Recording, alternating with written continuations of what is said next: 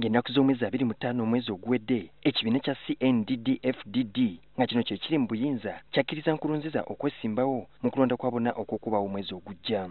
Ensalawo eno yasanyusa abamu ku bannansi era gye byaggwera nga beeyiye ku nguudo z'ekibuga ekikulu Bujumbura nga bawakanya ekyali kisaliddwawo. Nkurunziza yakafuga ebisanja bibiri era ng'agamba nti singa n'abalondeddwa mu kulonda okujja si wakuddamu kwesimbawo kuvuganya ku kisanja ekyokuna.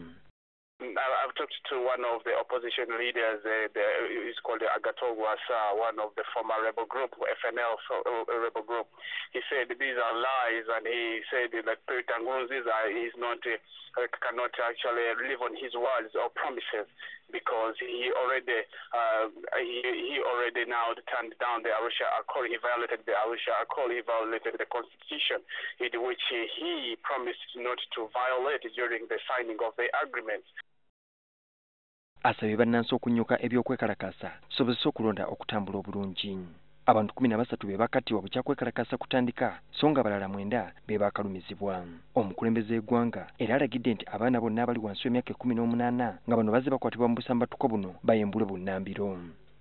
Kkooti etaputa ssemateeka e Burundi yategeeza ku bbalaza nga Nkurunziza bw'atalina kyemulemesa kwesimbawo mu kulonda okubindabinda kubanga ekisanja ekyasooka yalondebwa paalamenti.